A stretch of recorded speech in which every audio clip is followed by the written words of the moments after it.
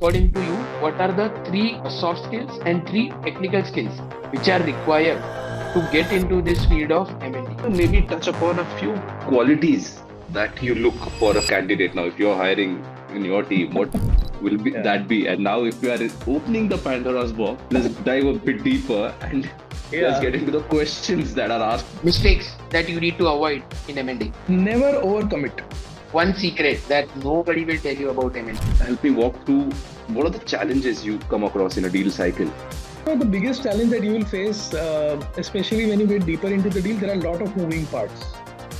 We are introducing a new segment called the Rapid Fire. Welcome, guys. Today we are on a new episode of Pulse Chat, and today we have a very, very interesting person with us. Yeah. So now I'll give you a bit of a context to his journey. He has 14 plus years of experience, including buy side and sell side M&A, and he was previously in SAP consulting, and from there he's pivoted his role to the inorganic bit of it.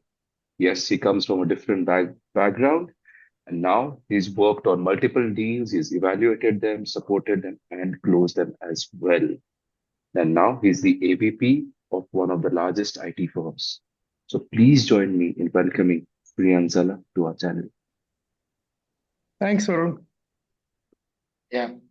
Priyank, you So have such Priyank, diverse and amazing experience, right? Right from SAP functional consulting and project management to corporate development. You made a mid-career switch, right? Can you just brief us about this very interesting journey of yours? Yeah, Kaustubh.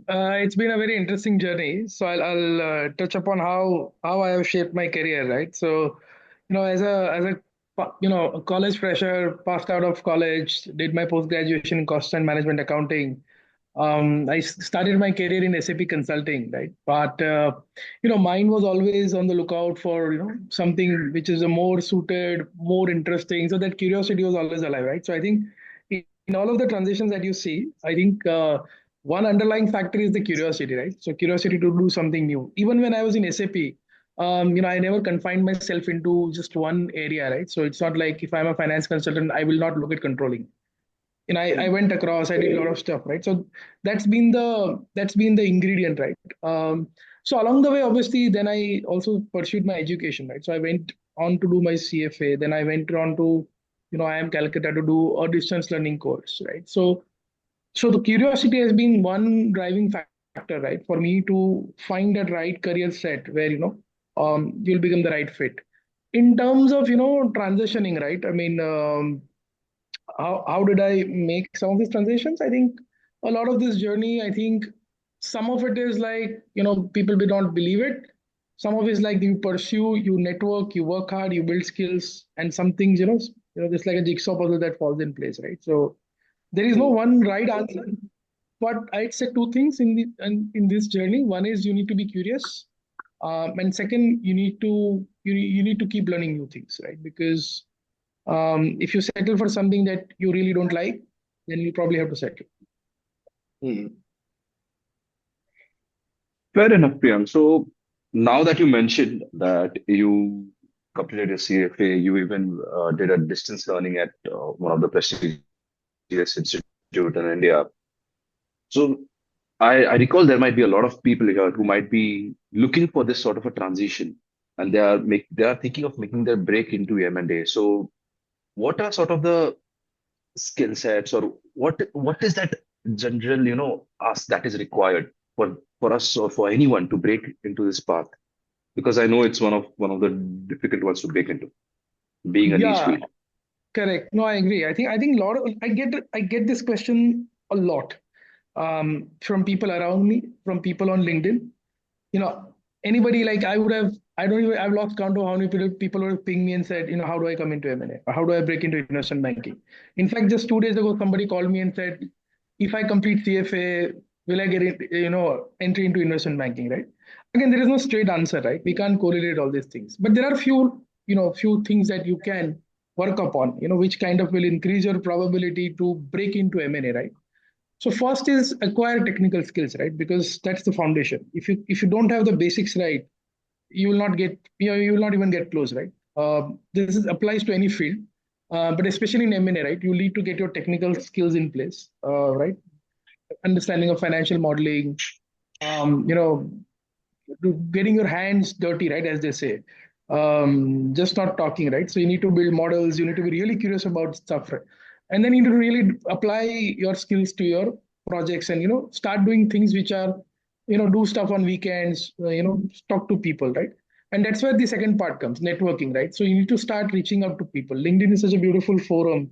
There's so many people. You just need to reach out, right? Sometimes people just don't reach out. People reach out Hmm. for the wrong reasons. They reach out to ask for a job straight away or some internship, right? They don't even introduce themselves properly, right? So there is a way to network for yourself. Third, for example, CFA, right? CFA gave me such a wonderful network of people that I've met over last 10 years, right? I volunteered at many forums.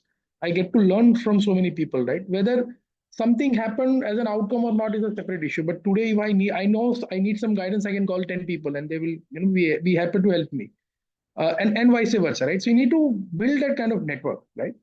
And third is obviously, if you're really serious, then you obviously need something to also show for yourself. So I think specific certifications do help.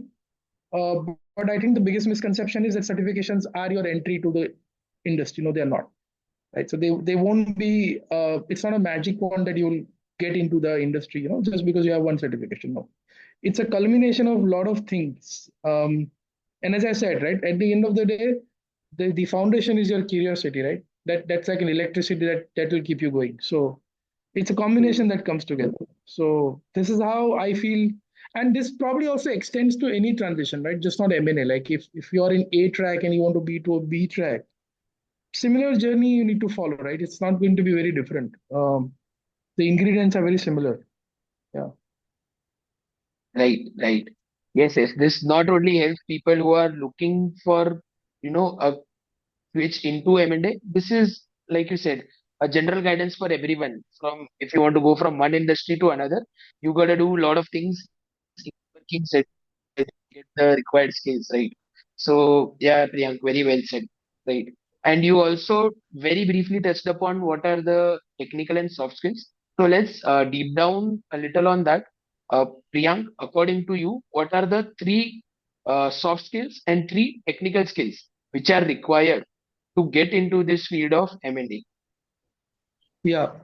So I think let me rightly break it down, right? Because when we say skills, right, there are ones which are the building blocks, right, which are the nut and bolt, which are the technical skills, and the other are the soft skills, which again, unfortunately, some people come naturally with, some people learn the hard way, but you need to have it eventually to make it big, right? So let's start with the technical skills, right? So the first and foremost, right? So if you want to come into M&A, right, you first need to be able to have a very clear understanding of how a P&L or financials work. I'm talking probably from a finance perspective. I mean, in M&A, there are a lot of other dimensions, like you can talk about HR, marketing, but coming from the background that I come from, and in general also, because unless you understand clearly the numbers, right? Uh, what profitability stands for, what are the different metrics that you should track, right? For you to be able to assess the quality of the target, right? You need to be have a very clear view of how these numbers flow, what do they mean, right? And more importantly, the second part, which most people miss is, while second part is financial modeling, yes, financial modeling is the second part, which I will say is most important after this. But financial modeling, one is doing in Excel, right? And the other is actually understanding in context of a business, right? So it's a combination of these two things, because Excel is Excel at the end of the day. But unless you are able to justify what are the drivers behind each of these things, like for example, if you're making a business case, you really need to be able to double down and pinpoint why something will grow X, Y, or Z, right? Or why my margins will go from A to B. You need to be very clear on those drivers, right? Because unless you understand that, and for you to be able to understand that, you need to understand the business, right? That's the third part. I mean, not all people come from business background, but one way to develop that dimension is to read about different companies, right? Learn about their journeys, read about industries, right? How macroeconomics affects them, right? All of these things, because once you understand the bigger picture, right, then you get down to the micro, which is the financial modeling, right? And then as a picture, it all makes sense. And then the other technical skill you really need to be good with is your, presentation skills. So again, there are two parts to it, right? One is presenting a deck and then creating a deck. Creating a deck is also an art, right? Because typically you'll be taking it either to the clients or to your investment committee, right? So you need to be able to message your slides very well. You need to be able to tell a story, right? It has to be properly formatted. It has to be well summarized, right? I've seen information memorandums run into 190 pages, Wow. which is to me is nuts, right? I mean, it doesn't make sense. And nobody has time to read 190 pages, right? So, I mean, we were in a call, I still remember, and one of our senior folks said, I'm not reading that. I 190 pages. Right? So they want to cover everything under the sun. That's not how it works, right? So you need to be very, very concise. At the same time, you need to, know what needs to be messaged clearly, right? So all these things are very important when you create a presentation. If I Mm. now come to the other side, right, the skills that you typically will not see, or probably not even nobody can teach you actually. One of the biggest skills that you need to be mindful when it comes to M&A on soft skill is communication, right? And when I say communication, communication just does not mean, you know, writing long and complicated emails, right? Communication is ensuring that, either pick up a phone, write an email, talk to people, get things done, right? And the biggest thing is in M&A, I've seen where people drop the ball is I said A and I assume you understood A, but the other person has Mhm. understood B1 or B2. Yep. You need to make sure that what you say, they understand very, very clearly, right? I'll give you a very specific case, right? So when you are negotiating earnouts, for example, when you're, Mhm. some earnout models can get very complicated, right? You link it to so many metrics, right? I'm not a fan of that, but that's how typically people want to do it. Um, you really need to give good illustrations in that agreement, and the other party should be very, very clear of what you're talking about. Because tomorrow, if I am saying, I link your X earnout at the end of year one to EBITDA or a gross margin, right? Their definition of gross margin is Mhm. very different to your definition. How do you Hmm. bridge that gap, right? So those specificities are very, very important to be taken care in M&A. Unless you do that, you'll drop the ball. So communication is number one, right? Um, the other skill that is very, very important is negotiations. May not be, I mean, I'm talking slightly at a senior level when you start negotiating deals across the table. You should be able to know what is important for them, right? Mhm. So the beauty of negotiation is getting what you want while making others feel they got what they want. That's the beauty of negotiation, right? So it's like bargaining in a A win-win market, right? situation. You get a high from the fact that, oh, I discounted, I got the value from this. But you need to be able to know you need to know Mhm. which battles to choose, right? This is important for me. If I get it, it's fine. Let him be, or let them be happy with what they have. So that negotiation skills are very, very important. And it's very subtle in nature. Again, cannot be taught. Some of these things you learn on the job, you observe, you see people, you goof up, and then you kind of realize, that this is a very important skill. The other skill that's very important is stakeholder management, or let me not call it so formal, but you really need to be good with people. If I have to make it very informal for you, you need to be really good with people because you'll be dealing with all sorts of people when you are doing a transaction, right? Right from your internal management, right from investment committee to your immediate, let's say C-suite, or your reporting manager, right? And have to just come down, and then your entire peer group, right? Because let's say when you're managing a deal, right, you'll be dealing with a lot of different work streams, their leads, right? At the same time, there could be a banker from the target side, right? You need to have temperament. How do you deal with the founders from the other side, right? Then also you also need to be able to deal with your own legal and tax advisors, and then counterparties, right? So there are a lot of dimensions at play, and unless you're good with people, right, it can become a challenge. And when I say good with people, it means you should be able to know, like over time, you should be able to know how to deal with, what's the key, right? Like some people, don't just read emails, right? They like to be called. So you just call them, right? Follow it up with an email, but you get the job done that way. Some people are extremely prompt and they will respond to your pings or even emails, right? So the expectations are different for people, right? And you need to be able to read that. And again, this is something that you only pick up with time. Everybody has a different working style. And I've been at the receiving end where, I assume that my mail is gone. Oh, he will respond, and he has not even seen it. He said, when did you send it? Then I realized, oh, he's not, they don't read emails, right? He needs a phone call. Then I need to be able to do that, right? I need to get the job done ultimately. That's the center goal, right? So that's important. And finally, I said the last skill that's again very important is time management, because when you are doing a deal, right, you're always whether it's buy side or sell side. Sell side is even more pressure, right? Even buy side becomes a pressure sometimes because you have limited window in which you can execute it, right? So running against time, so you need to be really efficient with your time, your scheduling, because you need to bring a lot of people on same forums, right? Setting up calls, coordinating people across time zones, right? So you need to be really good with your time.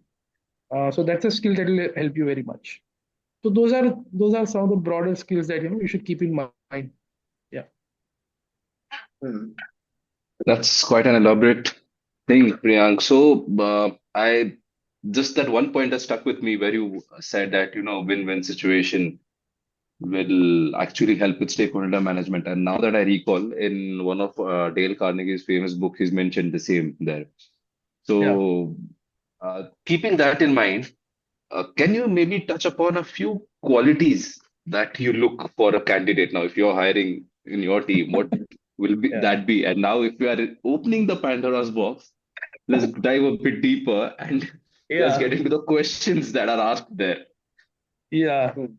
Yeah, I think let me I mean, yeah, I've interviewed quite a few people. So, and not only in M&A, in general also. So, and I've been part of a lot of interviews as well on both sides. So I think few things that struck me always when I'm hiring for this kind of specific role is one, as I said, the person needs to come across as a sharp person, right?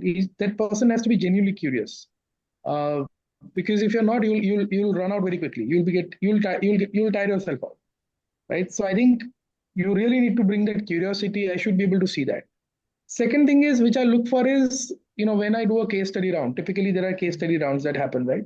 So you'll be given a situation, you'll prepare a financial model, you'll present a business case. A lot of candidates spend time in figuring out what is right and wrong, right?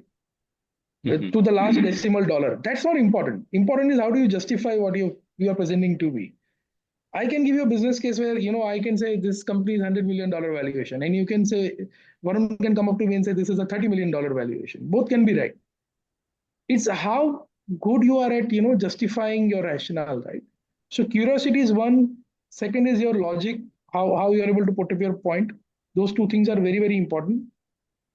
And third, as I said again, communication. It's very important because you can't go wrong on that. And that kind of gets covered when you ask somebody to do a case round, right? Because uh, uh, the way they present, you can figure out how well they are, or how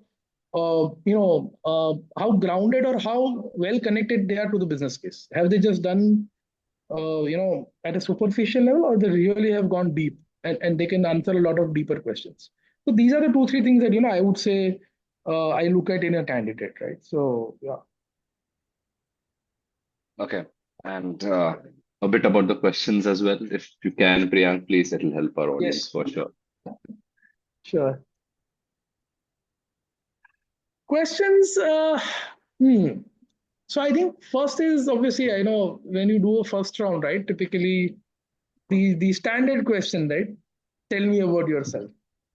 And most people will just talk about their education, talk about their career.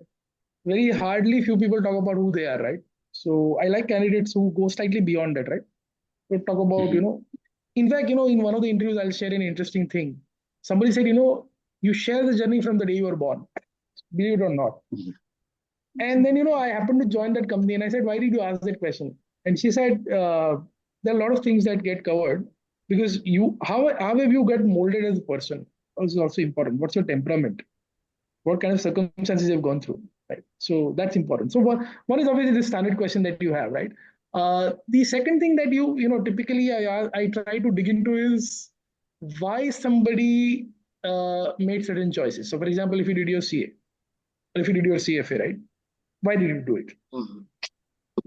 And surprisingly, a lot of people are slightly taken aback because they will have their own reasons, like the generic ones, right? Oh, I'm driven, I'm interested in all, but very few people can give a very pointed answer, right? And the reason I do that is because I genuinely want to understand how person is thinking, how much deeply they are thinking, or are they just influenced by their peer group, right? Which is very easy in today's times. So generally dig into that, right? Even career choices, right? And the third question, obviously, why do you want to pursue this role, right? Where do you see the fitment? Especially, let's Yeah. say if somebody is coming from a non M&A background, and I've interviewed people like that who come completely from a different background, right? But then, I say, what are your transferable skills? What are the commonalities that you will bring to the table? That sort of a thing. And if you can clear that part, then you take it to the next level, and then, it's typically the case round. Wow, that's really insightful, to be honest. And that will surely help our viewers in that aspect. Whoever is, and I hope everyone is listening very carefully to these sort of questions that Priyank just highlighted there. And now that you mentioned, I think there is a sort of a problem solving attitude that a person requires here. Because as you mentioned, Yes. there is a lot of stakeholder analysis that is to be done. Plus, there are a lot of Yes. intricacies that pop up every day. And from the look of it, it's not a mundane job. You need everything. Every day is Yes. something new. And every time You need to you're be fired up. faced with a You need to be different, fired up. Yeah. exactly. So if you can just help me walk through what are the challenges you come across in a deal cycle and what are the common ones Yeah. that pop up as well as the one with a unique blend. I would say, the biggest challenge that you will face, especially when you get deeper into the deal, there are a lot of moving parts. And when I say a lot of moving parts, you try to fix something and something gets broken in some other area, right? So you have gone to bed very peacefully thinking valuation is closed. I'll get, we'll move on smoothly to the diligence and then so on. Then something has gone wrong overnight, right? So you got to be prepared for a lot of moving pieces. So, and even at the time of closing the transaction, right, there are a lot of things happening in parallel. Legal negotiations are going on. There are a lot of tax advices that are going on. There are a lot of internal deliberations which are happening. How to structure the deal? What is the best way? Right? Founders will have their own agenda. They would want to retain their own people. Right? There are a lot of things that go on. Right? And then to be able to keep everyone happy, and then go across the line is the biggest thing, right? Because you don't know at what moment what will come apart at the end. And I've been part of transactions where we were about to go to an investment committee and we come to know that they've accepted exclusivity or signed term sheet with somebody else. So all of your 4 weeks or 6 weeks of work goes down the drain, right? So those kind of things. Like I remember sleeping at 2:30 in the night, waking up at 5:30 because there were two deals going on. One was in I think Australia, another was in North America. Um, so you have to go to investment committee for I think the Australian one, and I think it just fell through the cracks. So then I'm like, I just burned 6 weeks of time, and whoa, at the end. So you got to be able to live with these things, right? Because there are a lot of, and even in closing, even at the time of closing, right? If Mhm. like you're in the last mile and something goes off, some meeting happened, and business folks just didn't go, just had a deadlock on one point, and the process stops. The deal goes on all for 6 weeks, and then out of nowhere again it rises back. So again, then you need to restart the whole journey. Oh It's my like God, yeah. I've been through that also very recently, so that also happens. So I think that's one thing.